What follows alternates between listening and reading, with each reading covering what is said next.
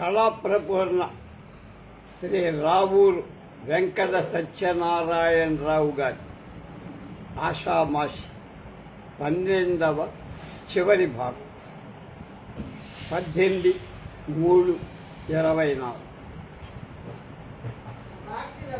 మొదటి శీర్షిక మనసుకి మైళ్ళ ద్వారా. ప్రేమలో పట్టం గోతులో పట్టం అంటారు. ప్రేమలో పట్టం అంటే గోతులో పట్టం అంటారు. అంతేకాదు కొద్ది రోజులు అనుభవాలు ఆ గోతి పైన గోరీ కట్టి వేస్తాయని అంటారు. ఎవరెన్ని చెప్పినా ఆ ప్రకరణం ఎంత మప్పినా ప్రేమలో పడేవాళ్ళు పడుతూనే ఉంటారు. లేచేవాళ్ళు ఎంతమందో మొగం దాచేవాళ్ళు ఎంతమందో లెక్క చెప్పడం కష్టం. ఇది ఇప్పటి గొడవ కాదు, అనాదిగా ఉన్నది. కొందరి ప్రేమలు కావ్యాలవుతాయి, కొందరివి గాథలవుతాయి, మరి కొందరివి వ్యధలు విషాద గాథలు అవుతాయి. కానీ పడేవాడు పడుతున్నాము. పవనుడు ఎందుకు పరిగెత్తు పరిమళము దేనికాదని వెంటాడు తేనె గ్రోల తేటి ఏటికి వలపుల పాటపాడు అట్టి నా ఎద వ్రాలిన దామి పైన అంటూ వరసేస్తారు పద్యాలు పాటలు. కదిపితే గంటల తరబడి ఉపన్యాసాలు. ఈ కాలంలో ఏ యువకుడైనా కొంచెం మూడ్గా కనిపిస్తే వెంటనే అంటారు పెద్దవాళ్ళు, ఎరా బాబు ఎక్కడైనా ప్రేమలో పడ్డావేమిట్రా చెప్పరా, నీతో చెప్పకపోతే నాన్న పడ్డానంట. ఎక్కడరా, ఎప్పుడురా, ఎలా పడ్డావురా, ఎవరమ్మాయిరా, కులమేమిట్రా, గొత్తమేమిట్రా అని తండ్రి 1000 ప్రశ్నలు. అన్ని ప్రశ్నలు ఎందుకు నాన్న, ప్రేమలో పడ్డా, మీరు వల్ల కాదంటే ఇద్దరు కట్టగొట్టుకొని ఏ అర్ధరాత్రిలో ఏ చెరువులోనో పడతాం. అలా కాగితాలు కూడా వ్రాసుకున్నా నాన్న అన్న. ఏమిటి, చెరువులో పడటానికి కాగితాలు రాసుకున్నారు, సంసారం చేయటానికి కాదన్నమాట. అదే దాంపత్యం రా, ఇలాంటి బుద్ధులు పుట్టాయేమిట్రా అని తండ్రి గోల.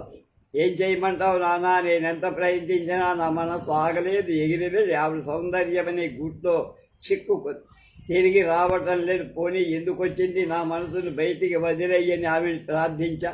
కానీ ఆవిడ తలుపులు వేసి ఇక్కడ నుంచి కదలనియ్యను అంటోంది. ఏం చెయ్యను నాన్న, అసలు ఎక్కడ పడ్డావురా ప్రేమలో, ఎలా పడ్డావు వింటే చెబుతా నాన్న. ఒకరోజు కాలేజీ నుంచి వస్తున్నా, ఆ అమ్మాయి సైకిల్ మీద ఇంటికి పెడుతోంది. ఆవిడ జేబు రుమాలా కింద పడింది నాన్న. పక్కన నడుస్తుందని చూసి ప్లీజ్ ప్లీజ్ అంది నాన్న. కచ్చి ప్లీజ్ ఇచ్చా నాన్న. వట్టి కాచి కాదు నాన్న, అందులో నా హృదయాన్ని మూట కట్టి అందించా నాన్న.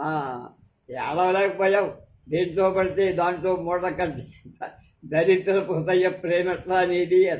ఏమో నాన్న, అలా ఇచ్చేసా. ఆ అమ్మాయి థ్యాంక్స్ అంది నాన్న. అప్రాచులాగా కింద పడిన రుమాలు అందిస్తుంటే థ్యాంక్స్ అనకేం చేస్తుంది. ఇంత అన్యాయమైపోయి ఉంటేనేమిట్రా నీ బతుకు. ఆ తర్వాత పెళ్లి చేసుకుంటానన్నావా అన్నా నాన్న. పెళ్ళే కాదు, నా జీవితాన్ని అర్పించేస్తానన్నా నాన్న. ఎన్నెన్నో అన్నా నాన్న. అయ్యో కర్మమా, ఇవన్నీ ఎక్కడ గడగడ అప్పగించావురా. పరీక్షల్లో ఒక్క ముక్క రాయలేవు. ఆ అమ్మాయిని చూడగానే ఆసు కవిత్వం వచ్చేస్తుంది నాన్న. మన ఇంటికి వస్తే ఎంత వెళ్తురు నాన్న అన్న. ఏడిసావు, నీ కంటికి వెళ్తురు ఇంటికి వెళ్తురు ఎలా అవుతుందిరా. తొంటరి కాలం, ఇంట్లోంచి బయలుదేరితే జంటలు వెంట పెట్టుకు రావడమే అని వాపోయాడు తండ్రి పాపం. నిజానికి ఈ రోజుల్లో ఏ యువకుడన్నా ఇంట్లో నుంచి బయటికి పెడుతున్నాడంటే భయం. ఉండేది ఒక్క వెధవ హృదయం, అది కాస్త ఎక్కడ పారేసి వస్తాడో అన్న భయం. ఇలాంటి సందర్భాల్లో కుర్రాళ్ళు కాలేజీకి పెడతారు, సినిమాకి పెడతాను. ఒరే నాయనా, కావాలంటే ఇంకో 5 రూపాయలు తీసుకో ఇస్తా, కానీ కాస్త ఆ హృదయాన్ని మాత్రం ఇంట్లో పారేసేడు. ఎక్కడన్నా పారేసి వస్తే చాలా చిక్కుల్లో పడతామని తల్లిదండ్రులు గుర్తుకునే కాలం. ఒక ప్రియుడు ప్రేసి దగ్గర నుంచి తిరిగి వెళ్తూ డార్లింగ్ వచ్చేటప్పుడు ఎన్నో జ్ఞాపకం పెట్టుకు వస్తా, వెళ్ళేటప్పుడు తప్పగా మది తప్పి వెళ్ళిపోతూ ఉంటా. అసలు నేను ఎవరినో ఎక్కడున్నానో అంతా మర్చిపోతానన్నట్ట. అయితే చాలా కష్టం, కొంచెం మతి వచ్చిన తర్వాత బయలుదేరండి. మీరలా మతి తప్పి ఉన్నప్పుడే నేను కనిపించాను, వెంటనే ప్రేమించా. మళ్ళీ అలాంటి అవాంతరం రాకుండా చూసుకోండి అని. చాలామంది అనుకోకుండా వలల్లో పడిపోతారు. రైల్లో కొందరు, రస్తాలో కొందరు, హోటల్లో కొందరు, బుట్ల షాపుల్లో కొందరు. ఎక్కడ పడితే అక్కడ హృదయాలు పట్టాలిచ్చేస్తా. ఆ పైన కొంతకాలానికి బ్రతుకులు ఉల్టా సీదా అయిపోయి. వయస్సులో ఉన్నవాళ్ళు సరే, ముసలి వాళ్ళు కూడా ప్రేమలో పడుతున్నారు. అనుకోకుండా మొన్న వర్జీనియాలో ఇలాంటి గందరగోళమే ఒకటి జరిగింది. హన్సన్ అనే శిల్పి ఉన్నాడు. ఆయన గారికి షష్ఠిపూర్తి దాటి 9 ఏళ్ళు అయిపోయింది, అంటే 69. లేడీ లిబర్టీ వంటి ఉత్తమ శిల్పాలు సృష్టించిన మహావ్యక్తి వాషింగ్టన్లో. అయితే మాత్రమే హోటల్కి వెళ్ళి హృదయం కాస్త పారేసుకు చక్కావచ్చు. అదైనా ఎలాగో తెలుసా, ఒక అమ్మాయి వీపు చూశాట, అంటే హృదయం ఎగిరెళ్ళి ఆవిడ మీద పడిపోయి.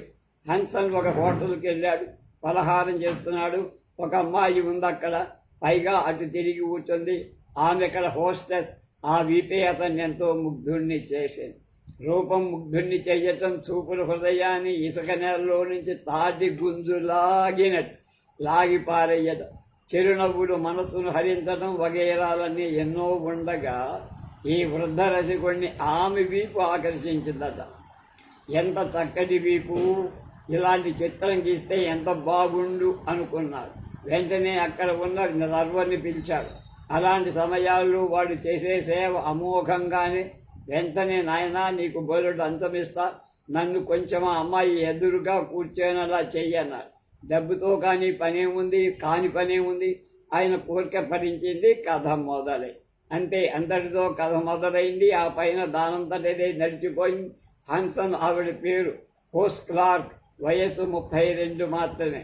69లో 32ని తీసేస్తే 39. ఆమె వయస్సు కంటే వ్యత్యాసమే ఎక్కువ. ఇప్పుడు ఇద్దరు దంపతులు.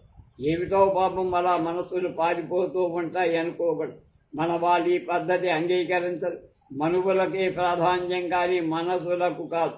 తాతయ్య కుదిర్చిన మనువు మనవరాలికి మనుగడు. తాతయ్య చెప్పాడు, వాళ్ళకేమన్నా బోలెడు డబ్బుంది, తండ్రి మంచి పేరు గలవాడు, మనవరాలు నాకొద్దు తాత, ఆ మనువు అంటే అప్రతిష్ట. ఆడపిల్ల నోరెత్తకూడదు. మేక వజ్రశిల వద్దకు వెళ్ళినట్టు వెళ్ళాల్సిందే. తాత పెట్టిన వాత తనువన్నంత వరకు ఉండాల్సిందే. మనువుకి మనసుకి ఎన్ని యోజనాల దూరం, ఎన్ని జన్మల బేరం. ఆ మర్యాదతోనే 2వ పెళ్లివాడను 3వ పెళ్లివాడను కెక్కురు మనకుండా చేసుకొచ్చేస్తున్నా. చాలా కాలం నుంచి ఏ చదువుకున్న అమ్మాయిలో తప్ప మామూలు సంసారాల్లో ఈ దుమారం ఇంకా ఉండనే ఉంది. జానపద జీవితంలో కొంత ధైర్యం ఉంది ఆడపిల్లలు, అందువల్ల కొంత ధర్మం చేకూరుతుంది వాళ్ళు. ఈ పాట చూడండి, పడుతుంటోని ఊచకర్రో చేత ఉగ్గమో చేత ఊగుతూ వచ్చేది తాతెవ్వరమ్మ కాదా. మానిక నిండాను మాడదోసుకొని మనుమరాలా నిన్ను మనుబడగ వస్తే వాడిన్న చూపులో వాసనలు గలవా వద్దయ్య తాతయ్య వద్దు నీ మనవు అంటున్నాం. భానుమతి గారి పాట పాయసం. ఇంకొకటి, శ్రీ విశ్వనాథం గారు రేడియో సెట్లకు లైసెన్సులే ఉండకూడదన్న అంటూ ఇదేం తుపాకే అన్నారు. స్వరూపంలో తుపాకీ కాకపోవచ్చు, కానీ అవసరం వచ్చినప్పుడు 1,000,000 తుపాకుల పాటి చేస్తుంది రేడియో అంటున్నారు రావు. ముఖ్యంగా శత్రువుల దుష్ప్రచారాన్ని అరికట్టడం కోసం, సరైన జవాబు చెప్పడం కోసం ఎంతో ఉపయోగిస్తుంది రేడియో. కాకపోతే సరైన మందు మారుతూ ఉండాలి. ప్రస్తుతం ఢిల్లీ నుంచి నడుస్తున్న ఇండియా అండ్ ది డ్రాగన్ కార్యక్రమం శత్రువుల మీద ఎన్నో తుపాకీ గుళ్ళు పేలుస్తూ ఉంది. లైసెన్సులు అక్కర్లేకుండా చెయ్యడం అనేది ప్రభుత్వం ఆలోచించాల్సిన విషయం అనుకోండి. పోతే అసలు కొందరికి రేడియో లైసెన్సులు ఇవ్వకపోవడం అంటూ జరిగితే కూడా జరగచ్చు. కొందరు రేడియో ఉందంటే ఫుల్ వాల్యూమ్లో ఉంచి చుట్టుపట్ల 3 ఇళ్ల వాళ్ళకు కూడా పట్టు ఎగిరిపోయేలా చేస్తూ ఉంటారు. అదేమిటంటే, మా ఇంట్లో మేము పెట్టుకున్నామయ్యా అంట. అలాంటి రేడియోల వల్ల ప్రజానీకానికి కలిగే అవస్థ కనిపెట్టి 1-2 వార్నింగ్లు ఇచ్చి లైసెన్స్ రద్దు చేస్తే మంచిదేమో అనిపిస్తోందంటున్నారు రాఘులు. అలాంటి అవస్థ ఎక్కువగా కాఫీ హోటళ్లలో తటస్థిస్తూ ఉంటుంది.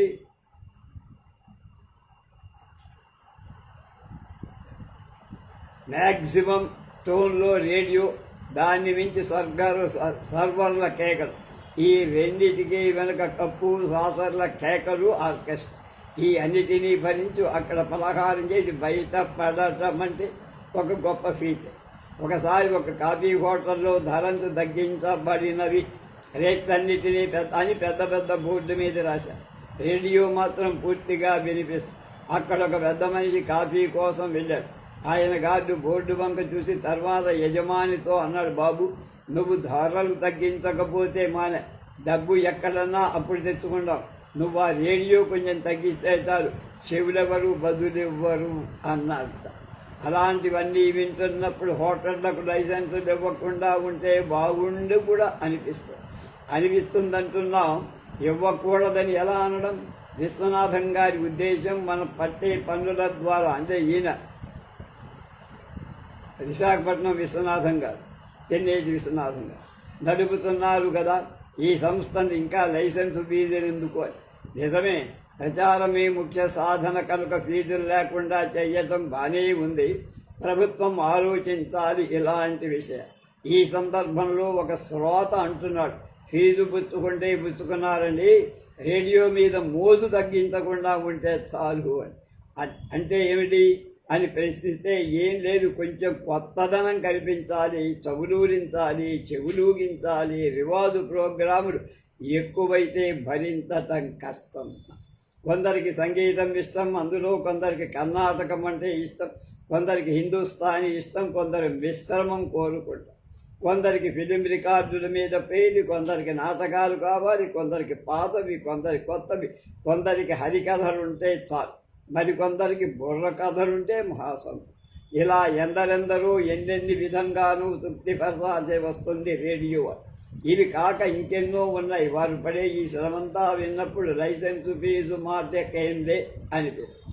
రేడియోలు వచ్చిన కొత్తలు ఒక ఆవిడ రేడియో కొని వింటూ ఎంతో సంతోషం పెట్టలేక ఇలా అంది, రేడియో కొనడం ఎంత అదృష్టం, మనుషులు కనపడకపోతే మనం పాడమన్నప్పుడు మనం కోరిన పాట పాడకపోతే ఎందరో పాఠకులు మన ఇంట్లో పాట కచేరీ చేసి వెళ్ళిపోతూ ఉంటారు ప్రతినిత్యం. మొన్న పట్టుబట్ట కట్టుకొని పూజ ప్రారంభించా. ఇంతలో పట్టమ్మాళ్ గారి ప్రార్థన వినిపించి, ఎంత చక్కటి పాట! ఆ పాట అది వరకు విన్నా, అందుకని నేను పెదవులు కదుపుతూ కూర్చున్నా. భగవంతుడు కదిలినట్టు కనబడింది. ఎంత అదృష్టం! ఎన్ని వేలిస్తే వచ్చి పాట పాడుతుందామా? ఫీజు లేకపోతే పోయింది. మనస్సు ఉత్తేజపడింది. రేడియో మూలంగా అంది ఆవిడ. మరో ఇంట్లో వారికి భానుమతి వారి పాట అంటే ఎంతో ఇష్టం. హైదరాబాద్ బెదవాడ నుంచి వచ్చే శ్రోతలు కోరే పాటలన్నీ వింటూ ఉంటారు. శిలోనికి తిప్పుతారు. తప్పకుండా భానుమతి గారి పాట వచ్చిన రోజున ఆ ఇంట్లో పాయసం కాచుకోవటం అలవాటట. 2-3 పాటలు వచ్చిన రోజున పిండి వంట కూడా చేసుకుంటారు. అందువల్ల ఆమె పాట రేడియోలో రాగానే పిల్లలు పాయసం అని ఎగిరి గంతులు వేస్తూ ఉంటారు. చెప్పొచ్చింది ఏమిటంటే, గవర్నమెంట్కు చెల్లించే ఫీజు మాత్రమే కాకుండా ఇలాంటి పండుగలు చేసుకునే వాళ్ళు కూడా ఉంటారు దేశంలో. ఎవరికి ఏ ప్రోగ్రాములు ఇష్టమో అవి విని మురుసుకుంటూ ఉంటారు ప్రజలు. కాకపోతే రేడియోలు వినపడని వాళ్ళ బాధ చెప్పక్కర్లేదనుకో. విశ్వనాథం గారు మాట్లాడుతూ విశాఖపట్నం వాళ్లకు రేడియో మీద నుంచి మంచి అభిప్రాయం అన్నారు. కారణం కూడా వారే చెప్పారు. అక్కడికి వినిపించదు కనుక వేరే అభిప్రాయం ఉండటానికి వీల్లేదని చెలికారు. విజయవాడ రేడియో ప్రసారం కూడా తుని దగ్గర తునిగిపోతాయన్నారు విశ్వనాథంగా. మరి ఆ పై ప్రాంతాల వారికి రేడియో వినాలంటే చేత పట్టుకొని తుని రావాల్సి ఉందా? గ్రామాల్లో రేడియో సెట్ ఇస్తున్నారని అది వినడం ఒక కళగా భావించవచ్చని అంటున్నారు. ఇలాంటి తమాషాలు కొన్ని జరుగుతూనే ఉంటాయి. ఒకసారి ఒక ప్రసిద్ధ తెలుగు కవిత్వం మీద ఉపన్యాసం చెబుతూ మధ్య పద్యాలు పాటలు చదివారు. అది విన్న ఒక ఆయన, ఎంత గొప్పవాడైనా మధ్యలో ఫిడేలు లేకుండా హరికథ చెప్పడం చాలా కష్టం. భావం తెలియవచ్చు కానీ ఉద్రేకం రాదు, కొంత ఖర్చు తగ్గుతుందని రేడియో మధ్యలో వగేరా తీసివేసి ఉంటారు అన్నాడాయన. అలాంటి తమాషా వ్యాఖ్యానాలు కూడా వింటాం. మొన్న రేడియో నుంచి ఖురాన్ వినిపించి అది విని ఒక ఆయన ఖురాన్ కూడా వస్తుంది అని ఆశ్చర్యంగా వింటున్నాడు. అది విన్న మరో ఆయన ఎందుకు రాదు, ప్రతి గుళ్ళో మసీదులో మైకులు పెట్టమని ఉత్తర్వు వేశారు, ఇక ప్రతిరోజు వినిపిస్తాయి, బహుశా ఇది ఢిల్లీ నుంచి వస్తుండాలి, ఆ గొంతు అదే అన్నారు. ఇటీవల ట్రాన్సిస్టర్స్ వచ్చాయి, రైళ్లలో బస్సుల్లో అవి విరివిగా పాటలు వినిపిస్తున్నాయి, సైకిళ్ల మీద ఊరేగుతున్నాయి. ట్రాన్సిస్టర్ చేత్తో పట్టుకుని బయలుదేరడం ఈనాటి ఫ్యాషన్. వీటిని కొన్నవాళ్ళు అనుకోకుండా అనేక విధాలుగా ప్రచారం చేస్తూ ఉంటారు. దీని మీద చిన్న జోకు బాపు రమణలు రాశారు. ఒక ఇంట్లో చక్కగా పాట వినపడుతోంది. ఒక స్నేహితుడు ఆ వచ్చిన వాడిని ఇంకొక ఇంట్లో వాడిని అడుగుతాడు, ఎవరు మీ సిస్టరా అని అడిగాడు. అంటే పాడేది మీ సిస్టరా అని ఉద్దేశం కాదు, ట్రాన్సిస్టర్ అన్నాడు. అది బాపు రమణుల జోకను. మొన్న ఒక యువకుడు ట్రాన్సిస్టర్తో రైల్లో ప్రయాణం చేస్తున్నాడు. ప్రయాణికులు కొంతసేపు వినోదంగానే ఉంది. మధ్యలో ఇద్దరు ఆ పసిపిల్లని ఏడవటం మొదలుపెట్టి అప్పుడు ఆయన్ని బతిమాలారు, కొంచెం ఆపని. అయ్యో ఇప్పుడు ఎలాగండి, వివిధ భారతి గీతాలండి, తలత రఫీ వస్తారండి అని దిగులు పడ్డారు. చివరికాయన తనకు ఒక్కడికే వినిపించేలాగా చేస్తుంది. ట్రాన్సిస్టర్కి చెవిటి వాళ్ళు ఉపయోగించే క్లిడ్ ఒకటి ఉంటుంది, అది ఇతరుని ఎంతో రక్షిస్తుంది. రేడియోలో కూడా అలాంటివి ఉంటే ఎంత బాగుండు అంటున్నారు. అన్నట్టు కొంతసేపు అయిన తర్వాత పక్కనున్న వ్యక్తి ఆ కుర్రాడితో ప్రసంగంలోకి దిగారు. ఏ ఊరు, ఈ తండ్రి పేరేమిటి, బ్రదర్స్ అందరు అని. సిస్టర్స్ అన్నాడు. ఈ ట్రాన్సిస్టర్ ఒకటే సిస్టర్ అన్నాడు. ముసి ముసిలు నవ్వినది. అలాంటి గౌరవాలు ఉంటాయి ఈ యంత్రాల. ఎగరందే పమిటెందుకు అంచెందుకు, అది పూర్వకాలం వాళ్ళు అనే మాట చెప్పుకుంటూ ఉంటారు. వాళ్లకు చాదత్వం ఎక్కువ అనేది కూడా వెంటనే చెప్పాలి. నిజానికి ఆ చాదత్వంలో ఉన్న ప్రేమ ఈనాటి చంచల చిత్తాల్లో ఉన్న ప్రేమల కంటే ఎన్ని రెట్లో బరువైన భావం, బరువైన పలు, బరువైన ఆలోచనలు చెయ్యలేని ఈనాటి వ్యక్తులకు వెనకటి ఆచారాలు చాదస్తాల జాబితాలోనే పడతాయి. మనమరాలితో బామ్మ అంటుంది, ఇదిగో అమ్మాయి, కాస్త ఆ పమిట దోపుకోవే, అలా తెరచాపలాగా వదలటం మంచిది కాదు. వెంటనే మనవరాలు అనే మాట, అంత మాత్రానికి పమిటెందుకు అంచెందుకు, కొండ చుట్టి ఓ చోట పారేసేందుకా అని. బామ్మ చెప్పేది స్త్రీకి అవసరమైన పొందిక కోసం. మరమరాలు వెలిపించే అభిప్రాయం అందాన్ని అందరి ముందు అలా ఎగరయ్యాలనే అభిలాష కోసం. అలాగే ఎవరన్నా పెద్దవాడు, ఇదిగోనే అమ్మాయి, ఇలాంటి ఒళ్ళు కనపడే చీరలెందుకే, దట్టంగా ఉన్న నేత చీరలైతే కొంచెం నీటి నిలుపుతాయి అని అంటే ఎక్కడలేని కోపం వస్తుందా అమ్మాయి. మేమేమన్నా మొయ్యాలా అక్కర్లేదా? ఎక్కడో ఏనుగుల మీద గుర్రాల మీద వేసే జంపకానాలు మమ్మల్ని చుట్టుకోమంటారా? జగత్తు మారినా మీ జాతస్థాలు మారు అని దులిపేస్తుంది. జగత్తెక్కడ మారిందే, కాలాన్ని పట్టుకొని ఎంత దూరం పోయినా ఆడజన్మే, మగజన్మే. వెనకటి రోజుల్లో అరచేతి మందం చీర కట్టుకొని ఎవరైనా వాకిట్లోకి వస్తే అక్కడికి సిగ్గేసి తలుపు తాటు నుంచి జవాబు చెప్పేవాళ్ళు. అట్లా ఉలిపిరి చీరలు కట్టుకొని ఊరంతా తిరిగేవారటే అంటుంది బామ్మ. ఆ మాట విన్న మనవరాలికి వెంటనే బామ్మను షూట్ చెయ్యాలన్నంత కోపం అవుతుంది. కనీసం బూట్ తీసుకొని బాధితే కానీ కసి తేరదనిపి. నైలాన్ లైలాన్ లైలాన్ లైలాన్ డిలాన్ లాన్ జాన్ టిష్యూ హస్సు వస్త్రాల మీద అపేక్ష తొలగించుకొమ్మనే వాళ్ళని చూస్తే ఇప్పుడు మండదా. ఏది చెప్పినా చాదస్తం అంతమే కానీ ఆ మాటలో ఉండే అర్థం, గౌరవం తెలుసుకోవాలని వాడు. ఈనాటి వాళ్ళు, ముఖ్యంగా ఇంట్లో ఉన్న ముసలమ్మలు పాతకాలపు ఆచారాలు పోతున్నాయని పడే బాధ అంతా ఇంతగా. పడుచు వాళ్లకు వాళ్ళ మాటల కంటే కోత ఉండదు, జాగ్రత్తలు మాటలంటే రోత ఉండదు. జాగ్రత్తలు ఈ రోజుల్లో చాదస్తాలయ్యాయి. నిజానికి ఇంట్లో ఉన్న అవ్వ ఎక్కడికైనా వెళ్ళాల్సి వస్తే కోడలతో, పిల్లాడి జాగ్రత్త అమ్మ, ఎండ తగులుతుందేమో, తెచ్చుకోని వేసి నోరెండుతుందేమో, కాస్త తడి చేస్తూ ఉండు. పసివాళ్ళకి నిద్రలో ఆకలవుతుంది, అప్పుడు తల్లులు బద్ధకంగా ఉంటారు. వాళ్ళ పెద్దవాళ్ళ అయ్యేదాకా నిద్ర సగం తగ్గించుకోవాలి. అలా ఎన్నో చెప్పు. అది విన్న కోడలికి అధికారి వంట నెత్తికెక్కుతుంది. ఇవన్నీ చెప్పక్కల్లా, నాకు ఆ మాత్రం తెలుసు. పిల్లాడి నోరు ఎండబెట్టాలని నాకేముండదు.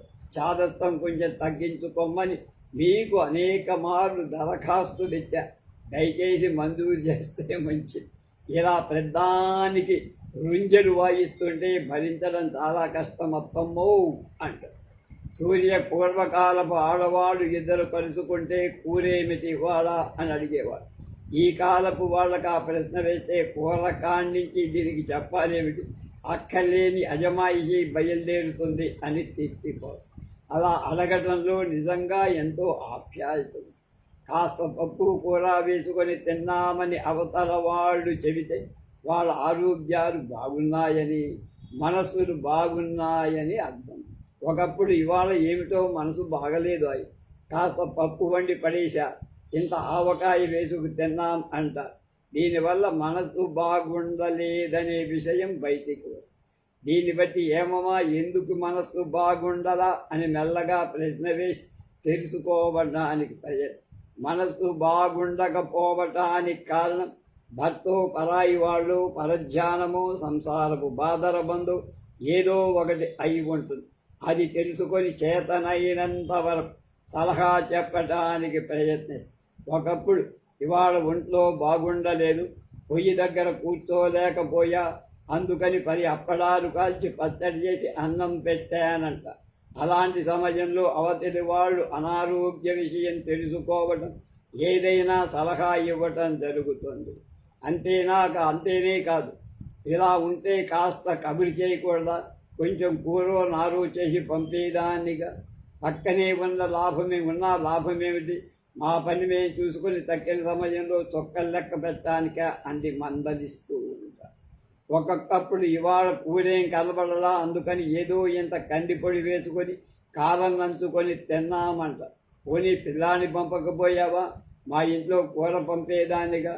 ఒకప్పుడు ఉండకపోవచ్చు, కూరలను తర్వాత ఎవరు గంపర్లు తెచ్చి కొంపనిండగా ఉంచుకోరుగా.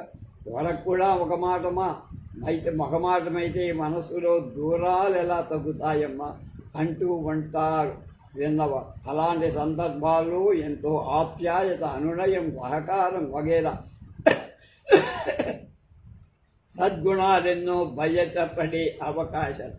పక్కవాళ్ళ సంసారాలు చల్లగా నడుస్తున్నాయని సంతోషించటం ఉంటుంది ఆ హృదయాలు. మరి ఈ ఆగడాన్ని ఈనాటి వాళ్ళే చాదస్తమం. గుట్టు బయటికి తీయడం అంట, పని లేని ప్రశ్నలంట, జవాబు చెప్పడం ఎందుకంట. ఒకళ్ళ ఇళ్లలో కూరలు ఒకళ్ళకు తెలియడంలో, ముఖ్యంగా పల్లెటూళ్ళలో చాలా చమత్కారాలు కూడా జరుగుతాయి. ఒక ఇంటి యజమాని ఇంట్లోని అదే పనిగా మాట్లాడుతూ ఉంటాడనుకోండి. అలా నూతిలో చెరువుకో వెళుతున్న మరో ఇంటి ఇల్లాలు, ఏం బావా మధ్యాహ్నం మా అక్కయ్య వండి పెట్టిన అరటికాయ పప్పు ఇంకా అరగనే లేదేమిటి, అలా ఆయాసపడుతూ మాట్లాడుతున్నావంటారట. అది విన్న ఆయన మాత్రం ఊరుకుంటాడా, నీకు మళ్ళీ అరటి పూత కూర వండి నీళ్ల మధ్యగా పోస్తే ఈ పాటికి శ్వాస వచ్చి రోషంలో పడిపోయేవాడు అంటాడు. అలాంటి తమాషాలు ఎన్నో ఉన్నాయి. నా మనసిదిగో తీసుకో. నిత్య జీవితంలో ఉయ్యాల అతి ప్రముఖమైన స్థానం ఆక్రమిస్తుంది. ఉయ్యాల ఊసని చేతులు కొయ్య చేతుల కింద జమపడుతూ ఉంటాయి. మనకు పూర్వం జోలపాటలు చాలా ఉన్నాయి. సినిమాలు వచ్చిన తర్వాత అనేక జోలపాటలు. ఒక ఆవిడ సినిమాలు వచ్చిన జోలపాట విని ఇదేం బాగుంది, మన పాత పాటలే బాగున్నాయి అని. అది విన్న పక్క ఆవిడ అలా అంటావేమిటమ్మా, తక్కిన గోలపాటల కన్నా ఈ జోలపాట నయం కదా, నిద్రపోరా తండ్రి నా చిట్టి తండ్రి అనే మాటలన్నా వచ్చాయి. దీనికి ముందు వచ్చిన పాట ఎలా ఉంది, నా మనసిదిగో ఇదిగో నా మనసిదిగో తీసుకో తీసుకో, ఎన్నాళ్ళ నుంచో దాచాను, నీకోసం ఎంతో చూశాను, నేను చూసి విసిరేశాను, నా మనసిదిగో తీసుకో తీసుకో అంటూ సినిమా పుస్తకంలో నుంచి చదివి వినిపించి మనసు తీసుకోవాలట, పైగా విసిరేస్తుందిట. దండం మీద కొల్లాయి తీసి కబ్జాన వేసినట్టు 25 నుంచి సంసారం చేస్తున్నా కూడా పతో భూతమో రెండూ తెలియకుండా పోని పతే అనుకుందామంటే జీవితాన్ని చితక్కు తొక్కి పారేస్తుంది. పోని భూతమే అందామంటే చెంగిస్ ఖాన్ లాగా పెద్ద పెద్ద అంగలు వేసుకుంటూ మీదకొస్తారా. అగ్నిపర్వతం దగ్గర అరటి తోటలాగా జీవిస్తున్నామంటూ ఆవిడ చెబుతూ కూర్చుంటుంది. అది వింటున్న ఆమె, ఇంతకీ నీ మనస్సాయనకు ఇయ్యలేదంటావు అన్నాడు. నేను ఇవ్వకపోతే ఆయన తీసుకోలేదంటుంటే నేనే మనసు మడతపెట్టి ఒడియాల డబ్బాలు వేశాననుకున్నావా? పొడి పెట్టి కొట్టి సీసాలో పోసి పొట్టింటికి పంపాననుకున్నా. ఎట్లా తెచ్చినా మనసు అట్లా ఉంది. కాకపోతే కొంచెం అక్కడక్కడ చిట్లిందేమో చెప్పలే. అందుకే ఈ రోజుల్లో మనసిచ్చా తీసుకోలాంటి పాటలు వింటుంటే వీళ్ళంత తేలిగ్గా ఎలా ఇస్తారా అనిపిస్తుంది. మనసు గందరగోళం పడిపోతుంది. మరి ఈ గోల పాటల కంటే జోల పాటలు మంచివి కావా అంది. నిజమే, జోల పాటల్లో ఎంతో ఆనందం, హాయి ఉంటాయి. ఎంత ఏడ్చే పిల్లలైనా ఉయ్యాల వేసి ఒక పాట పాడితే చక్కగా నిద్రపోదు. కొందరు అంటూ ఉంటారు, ఉయ్యాల లేదు కొంపలు, వీడి చెయ్యి దిగకుండా చంపుకు తింటున్నాడని. అలాంటి సమయాలు అత్తలు కేకలు పెడుతూ ఉంటారు, ఎందుకే వన్నలా ఏడిపిస్తావు? ఒక పాత చీర దూరానికి ముడేసి ఒక పాట పాడు, అడే నిద్రపోతాడు. ఈ రోజుల్లో చాలామంది తల్లులకు జోల పాటలు రావు. ఒకరింట్లో చూశాను, పిల్లవాడికి నెట్టి ఉయ్యాల ఒకటి ఉంది. పల్లెటూళ్ళ వలలో ఉల్లిపాయలు పోసి వేలాడుతూ ఉంటుంది. అలా పడుకోబెట్టింది ఆ పాపని. పక్క ఒక గ్రామ్ఫోన్ ప్లేట్ పెట్టింది. భర్తతో చెప్పింది, ప్లేట్ అయిపోతే మళ్ళీ పెట్టండి, నే వెళ్ళి నీళ్లు పోసుకొస్తా. ఆ పాత పసివాడు కంగారు పడ్డాడు ఏమో, మరింత ఏడవటం మొదలు. ఈ రెండిట్లో పాటు తండ్రి పెట్టే పడబొబ్బ. వాకిట్లో అదే సమయంలో ముష్టివాడి పాట. స్నానాల కొట్టో నుంచి ఆవిడ రేడియో అనౌన్సర్ లాగా ఏదో మాట్లాడు. ఇది జోలపాట లక్ష్యం. శిశుపోషణలో గల సౌలభ్యం. మాతృమూర్తి స్వరానికి గ్రామ్ఫోన్ రికార్డు బరబరా సంగీతానికి ఎంత వ్యత్యాసం! అది వినడంలో పిల్లవాడికి ఎంత ఆయాసం! మా బంధువుల్లో ఒక ఆయన ఉన్నాడు. ఆయనకు 50 ఏళ్ళు వచ్చాయి. చిన్నతనంలో వాళ్ళ అమ్మ పాడిన జో అచ్యుతానంద జోజో ముకుంద పాట పాడితే కానీ ఈ రోజు వరకు నిద్రపో. ఆయనకు 40 ఏళ్ళు వచ్చేదాకా తల్లి బతికే ఉంది. ఆవిడే వచ్చి పాట పాడుతూ ఉండేది. ఆవిడ పోయిన తర్వాత భార్య పాట నేర్చుకొని పాడుతోంది.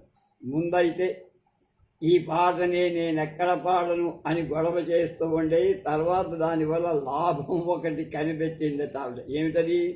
ఆయన ఎప్పుడన్నా గొడవ చేస్తుంటే అది ఉదయం 9 అయినా సాయంత్రం 5 అయినా సరే వెంటనే జో అచ్యుతానంద జో ముకుంద అని మొదలుపెట్టేది. ఆయన ఆవరించి చిటికేసి అక్కడే చాప ఉంటే చాప, మంచం ఉంటే మంచం, కింద ఉంటే కింద గుర్రు బట్టి నిద్రపోయి. మరో ఆవిడ పిల్లవాడిని నిద్రపుస్తారని జోలపాట ప్రారంభించి 2 ఊపులు వేసి వాడికంటే ముందే పడుకొని నిద్రపోతూ ఉండి. ఎక్కడికో వెళ్ళిన భర్త ఇంటికి వచ్చి చూసి, ఆవిడనే, నీ ఇల్లు బంగారం కాదు, నువ్వు జోలపాట పాడవే, వాడిని భుజాన వేసుకొని తిప్పి నిద్ర కొట్టవే, ముందు నీ నిద్ర సంగతి తర్వాత చూసవచ్చు అంటూ విసిక్కున్నాడు. ఒక ప్లేడర్ గారు పాపం రాత్రిపూట కూర్చొని లా పుస్తకాలు తిరగేస్తూ ఉండి ఆ సమయంలోనే పిల్లాడు లేచి ఏడుస్తూ ఉండేవాడు. ఆవిడ జోలపాట ప్రారంభించి అది డబ్బాలో రాళ్లు పోసి మోగించినట్లే ఉండేది. సుమారు 4 ఏళ్లకు వినిపించేది. ఆ మోత భరించలేకపోయాడు. అందుకని వెంటనే ఇలా కేక పెట్టేవాడు, కాస్త ఆపవే, నీ జోల కంటే వాడి గోలే బాగుంది. ఇలాంటి చిత్రాలు ఎన్నో ఉంటాయి జోలపాటలలో. పిల్లల ఉయ్యాల సంగతి ఎలా ఉంచితే పెద్దవాళ్ల ఉయ్యాలల కథలు చాలా ఉంటాయి. మనం సినిమాల్లో చూస్తూ ఉంటాం. పురాణ పురుషులు సైతం తోటల్లో మందిరాల్లో ఉయ్యాలలు సిద్ధం చేసుకొని ఉండదు. సంతోషం రాగానే ఎగిరి దగ్గరగా ఉన్న ఏ ఉయ్యాలలోకో ఉరకడం, అక్కడ మరో ఆచరణం పాడడం, ప్రియుడు వచ్చి తనో చరణం పాడుతూ ఉయ్యాల ఊతడం, ఆవిడ చరణం కాగానే ఊరికి మళ్ళీ ఏ పదచాటుకోపోయి తక్కిన పాట పాడడం, ఇలాంటి ఘట్టాలు చూస్తున్నాం. ఒకప్పుడు నాయిక ఉయ్యాల ఊగుతుంటే నాయకుడు వెనక వచ్చి ఆవిడ కళ్ళు మోయటం జరిగేది. ఆవిడ కొంచెం సేపు గిలగిలా తందుకొని తప్పించుకొని వెనక్కి తిరిగి సిగ్గుపడుతూ పక్కకు నడిచిపోతూ ఉండటం కూడా అప్పుడు నాయకుడు వట్టి ఉయ్యాల ఊపుతో పాట ప్రారంభిస్తాడు. ఆవిడ రెండవ చరణం అందుకుంటే పాట చివరి చరణంలో వచ్చి ఉయ్యాల్లో కూర్చుంటే ఆయన కూడా వచ్చి పక్కన కూర్చుంటాడు. దాంతో ప్రేమ దారిన పడినట్టు కనుక ఉయ్యాల ప్రణయానికి కూడా కొంత దోహదం ఇస్తూ ఉంటుందన్నమాట. అమ్మా నాన్న ఆఫీసుకు వెళ్తే నువ్వు ఏడవే అది. సినిమాలు చూడటానికి వెళ్ళడం సమస్య వచ్చినప్పుడు చాలామందికి పిల్లల గొడవ ఒకటి వచ్చిపడు. వాడు సినిమా అనగానే ముందే బయలుదేరి తీరా హాల్లోకి వెళ్ళాక రకరకాల గంతులు వేస్తారు. అందువల్ల తల్లులు పిల్లలతో ఫిల్మ్ చూడటానికి వెళ్ళడం అంటే ఎంతో విసుక్కుంటుండ. అలాంటి సందర్భాలు తల్లులు చేసే నిర్వచనాలు తమాషాగా ఉంటాయి. నమూనాకు కొన్ని ఈ దండును వేసుకొని ఆ ఫిల్ముకి వెళ్ళడం కంటే అడవికి పోతే ఎంతో ఉన్నది. గుట్టకి ఒకటి పుట్టకు ఒకదాన్ని వదిలి ఏ చెట్టు కిందో పడి నిద్రపోవద్దు. అయ్యో రామ, వీళ్లతో సినిమాకి వెళ్ళి కూర్చున్నప్పటి నుంచి ముక్కులు మూర్గులు ఎంత నోరి నొక్కినా ఊరుకోరు. నన్ను సరికదా పక్క వాళ్ళను కూడా చూడనివ్వరు, విననివ్వరు. పైగా అవతలి వాళ్ళ చేత మాటలు పడ టికెట్టుకొని ఎక్కడా లేని అవస్థ పడుతూ కూర్చో. ఈ మూక ఇంట్లో ఉండవలసిందే కానీ బయటికి పోతే వాటిది కోతి మూక కొండముచ్చు. వీళ్ళ చేత వాళ్ళ నాన్న సర్కస్ చేయించవలసిందే కానీ నా వల్ల కాదు బాబు. సినిమాలు చూసి ఎన్నాళ్ళయిందమ్మా. తొలికానుకు ముందు చూసిందే తుది చిత్రం. మళ్ళీ హాలు అడుగు పెట్టే ఒట్టు ఆంధ్రభవ వారపత్రికలో పడ్డ కథలు చదవడం, ఊరుకోవడం, రేడియో వాళ్ళ పుణ్యమా అంటూ అప్పుడప్పుడు సంక్షిప్తంగా ఫిల్ములు వినిపిస్తున్నారు, అవి వినడం, విశేషాలు ఊహించుకోవడం. ఇలాంటి నిర్వచనాలు నైరాశ్యాలు అనేకం వింటూ ఉంటాం. అవును పాపం, పిల్లల్ని కన్న వాళ్ళకి వినోదాలు ఎక్కడా కుదురుతాయి. అందుకనే పెద్దలంటారు తల్లి ఇల్లు వదిలితే పిల్లలు గళ్ళు తప్పుతారు. నిజానికి అంటే గీతలన్న పిల్లలు సినిమాలలో నాటకాల్లో చేసే తమాషాలు చాలా ఉంటాయి. వచ్చిన కొంచెం సేపటికి ఒళ్ళు విరుచుకోవడం, ఇంటికి వెళ్తానంటాం మొదలుపెట్టు. అదిగో చూడన్న గుర్రం వస్తోంది, దాని మీద హీరో వస్తున్నాడు, హీరో ఎవరు, ఇందాక రాడా, ఆ అమ్మాయితో పాట పాడాడు, ఆ అబ్బాయి ఎందుకు పాడాడు, అలా పాడతాడు. ఇక మాట్లాడు, చూడు గుర్రం రాలేదే, వస్తుంది చూస్తూ ఉండు. ఇంతలో సినిమా హీరోయిన్ విరహ వేదన పడడం, కళ్ళ నీళ్లు పెట్టుకోవడం సీన్ పిల్లవాడికి నచ్చదు. ఎందుకే అమ్మాయి ఏడుస్తోంది, అది ఏడవటం కాదురా, కాదంటావేం, కళ్ళ నీళ్లు వస్తున్నాయిగా, వస్తాయిరా, ఎందుకు వస్తాయి చెప్పవే, వాళ్ళ ఆయన కనిపించడం లేదంటరా, కాస్త విను నాయన, వాళ్ళ ఆయన ఎక్కడున్నాడు, ఎక్కడికో వెళ్ళాడు, ఆయనంటే ఎవరే, భర్త, నీ భర్త నాన్న కాదా, అవునులే ఊరుకో, ప్రశ్నలు వేయకూడదు ఇక్కడ, ఏం వేస్తే బయటకు పంపిస్తారు, పంపించమనవే, ఇంటికి పోదాం. బాగానే ఉంది కానీ టిక్కెట్టు కొంది ఇంటికి పోవడానికేనా, మరి అమ్మాయి ఏడుస్తోందిగా, ఆపేస్తుంది కానీ నువ్వు ఆ వాగుడు ఆపేయరా, మరి అమ్మ నాన్న ఆఫీసుకు వెళ్ళినప్పుడు నువ్వు ఏడవే, నార్మల్ ఆఫీసుకు పెట్టే ఏడవే, మరి ఎక్కడికి పెట్టే ఏడుస్తావు అని ఒరే ఆపుతావా లేదా అని ఇస్తావు. ఇక నోరెత్తావంటే ఊరుకోను, వెధవ ప్రశ్నలు నువ్వును. ఎలక్కపోయి వచ్చాను, మరి గుర్రమేది, గుర్రం లేదు, గాడిద లేదు, ఇలా ఒళ్ళో తలెట్టుకొని పడుకో, నిద్రపో, వెళ్ళేటప్పుడు లేపుతా, వెళ్ళేటప్పుడు కాదు గుర్రం రాగానే. అలాగే ఆ గుర్రాన్ని బలవంతం మీద ఒళ్ళో లాక్కొని చిచ్చు కొడుతుంది. మధ్య మధ్య గుర్రం వచ్చిందా అని ఆలిస్తుంది, ఇంకా రాలా పడుకోవాలి. బలవంతంగా లేచుకొని గుర్రం రాలేది అని బిగ్గరగా ఏడవటం మొదలుపెట్టు.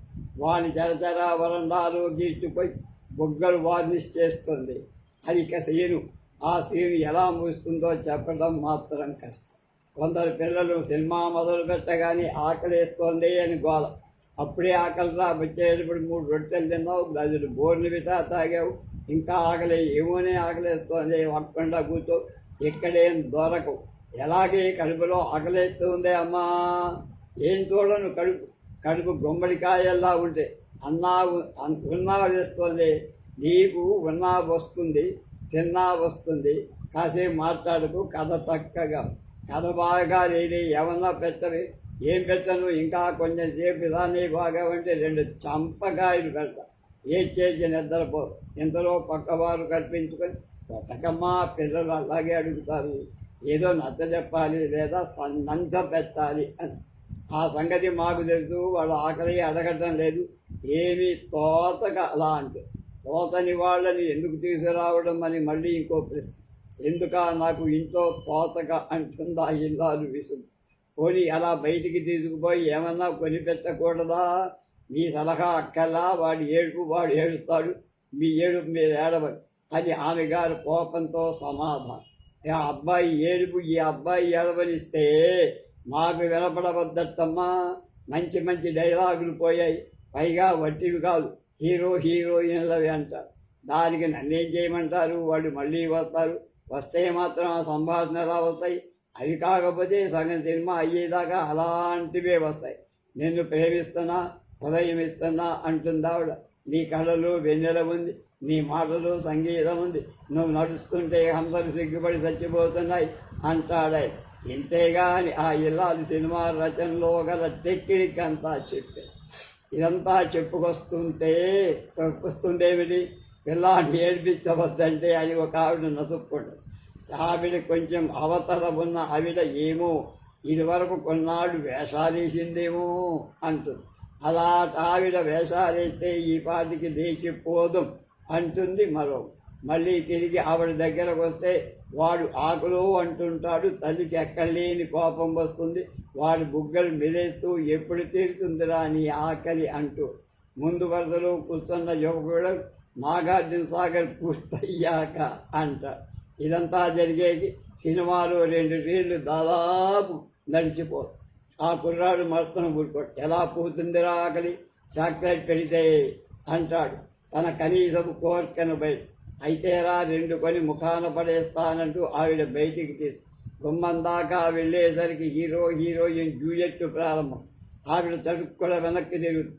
వాడు కొంగు పట్టుకు లాగుతాడు. ఆవిడ బెదిరించుకొని వింటూ ఉంటుంది. పాట బ్యాక్గ్రౌండ్ సంగీతం కన్నా వాడి ఏడుపు ఎక్కువ స్థాయిలో ఉంటుంది. కళ్ళు పటపటా కొడుతూ వాడి నోరు మూసి పాట వింటుంటుందామె. మొత్తం మీద 4-5 చంపపెట్టతో డ్యూయెట్ పూర్తవుతుంది. ఆ తర్వాత 2 చాక్లెట్లు కొనిపెడు. నీ ఉండేదా రిడ్జిలోన, నేనుండేది బ్రిడ్జి పక్క. ప్రతి పట్టణంలో నగరంలో కొన్ని ప్రత్యేకతలు ఉంటాయి. అవి అక్కడున్న కట్టడాల్ని బట్టి కదలికల్ని బట్టి ఏర్పడవు. కొన్ని సహజ సంపదలు కూడా కొండలు, నదులు, చెరువులు వగైరా ప్రత్యేకతల కల ఏర్పరుస్తూ ఉంటాయి. అలాంటి ప్రత్యేకతలను గురించి సామెతలు కూడా ఆ ప్రాంతంలో ప్రచారంలోకి వస్తాయి. జంట నగరాలకు చెందిన కొన్ని సామెతలు పేర్కొని ఒక యువకుడు మిత్రుడితో ప్రసంగిస్తున్నాడు. మిత్రుడు ప్రశ్నించాడు, ఎంతవరకు వచ్చింది నీ ప్రణయ కలాపం? దానికి ఆ యువకుడు ఎంతో సంతోషంగా జవాబు చెబుతూ, బండి సికింద్రాబాద్ స్టేషన్కి వచ్చింది, ఇక్కడి నుంచి నాంపల్లి చేరటం. ఈ కాస్త ప్రయాణం అందంగానే ఉంటుంది, వయ్యారంగా వంపు తిరుగుతూ వంతెన మీదుగా పోవటమేగా.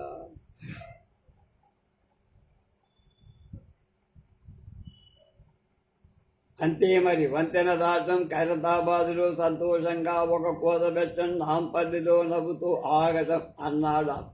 అవును, మీ బిఎల్ఎఫ్ఎస్ బళ్ళుగా మరి లవ్ ఎట్ ఫస్ట్ సైట్ మొదట్లో బాగానే నడుస్తాయి, తర్వాత బండి లూప్ లైన్లో ఇంజన్ XYZ కర్మాగారంలో అన్నాడా మీరు. అలా అనుకుంటున్నారేమో మీరు. మా LFSకు ప్రత్యేకం ఒక జోన్ ఏర్పాటు చేసుకున్నాం. హెడ్ క్వార్టర్స్ నిజాం సాగర్ దగ్గర పెడదామా, గోల్కొండలోన. నీళ్లు లేనప్పుడు మూసి బెడ్లో పెట్టండి, నీళ్లు రాగానే గోల్కొండ మీద కెక్కించండి అంటూ మిత్రుడు. మొన్న పార్కులో ఎవరో ఒక ప్రేమికుడు వ్రాసి పారేసిన కాగితం దొరికి దాంట్లో జొన్న చేను కాడ సొగసు కత్తెను చూసి అన్న జానపద గేయం బాణీలో ఆయన ఇలా, బస్సు స్టాండు కాడ పడుచు కత్తెను చూసి 2 నెలల నుంచి తిండిలే, దాని అడ్రస్ అయిన దయచేయి మాధవ, 2 రోజాలు తెచ్చి పూజ సేతు అని. ప్రణయ గీతాల ప్రసక్తి వచ్చింది కనుక ఇక్కడ ఇంకొక యువకుని విరహ గీతం కూడా చెప్పాలి. చాలా కాలం కిందట ఎవరో ఒక సినిమా తార వచ్చి రిడ్జి హోటల్లో దిగింది. ఒక యువకుడు ఆమెను చూడటానికి ఎంతో ప్రయత్నించి విఫలుడయ్యాడు. ఆ రాత్రి పాపమతడు ఆ కొండ కింద ఉన్న ఒక గోతిలో కూర్చున్నాడు.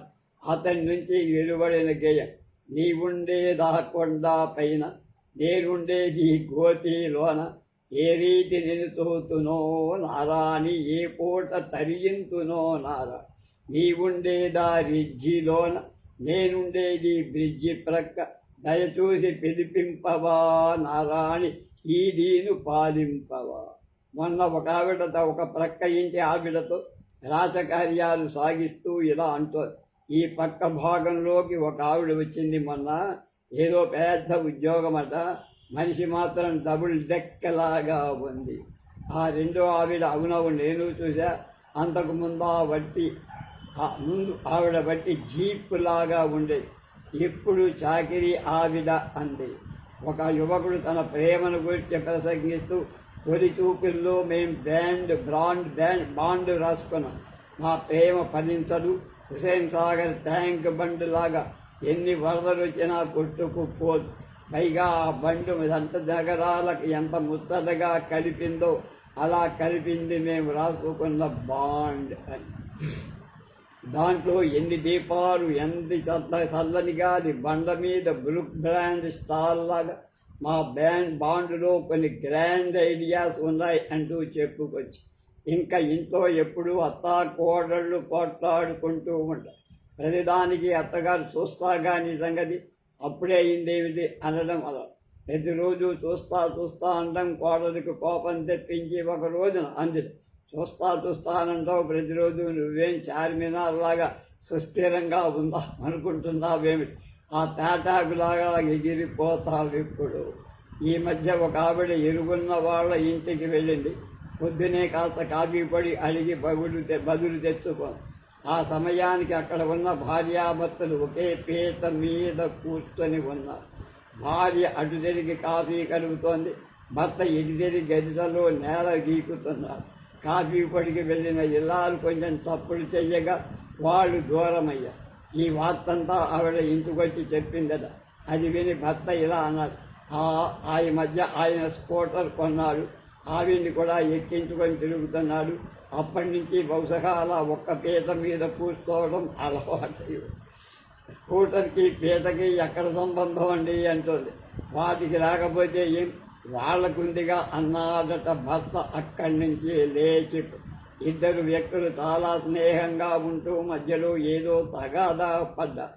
ఆ సమయంలో ఒక ఆయన అందులో ఒకరిని కలుసుకొని, మళ్ళీ మీరిద్దరూ సరిగ్గా ఉంటున్నారా, దూరం లేకుండా చేసుకున్నారా అన్నాడు.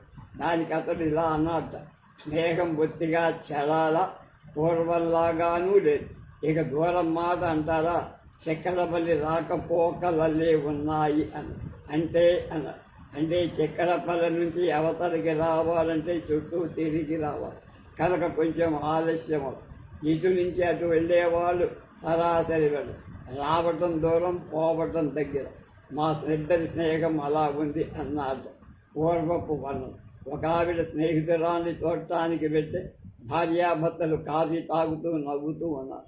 వెళ్ళిన ఆవిడ్ని చూడగానే భర్త లేచి లోపలికి, ఆ తర్వాత స్నేహితులిద్దరూ కూర్చొని మాట్లాడుకోవటం చూడటంతో వెళ్ళిన ఆవిడ, మీ దాంపత్యానికి ఏం చాలా చక్కగా ఉంది అందిట. దానికి ఆ ఇల్లాలు పక్క నవ్వి, ఆ నవ్వు నమ్ముకున్నాననుకున్నావా, అబ్బే ఎంత మాత్రం కాదు, ఆయన మనసు చక్కెరపల్లి కాలవల్లి ఎప్పుడు పొంగుతుందో తెలియదు. ఒకవేళ పోనీ ఆయన మనసు బాగున్నప్పుడే ఆనందంగా ఉందామని, ఆ కాలువ పొంగినప్పుడు అందులో వేసిన అరటి చెట్లు ఎలా కొట్టుకుపోతాయో అలా కొట్టుకుపోవాల్సిందే. అందుకని నమ్ముకోవడానికి ఏం వీలుంది, దేనికదే ఏం చేస్తాం అని.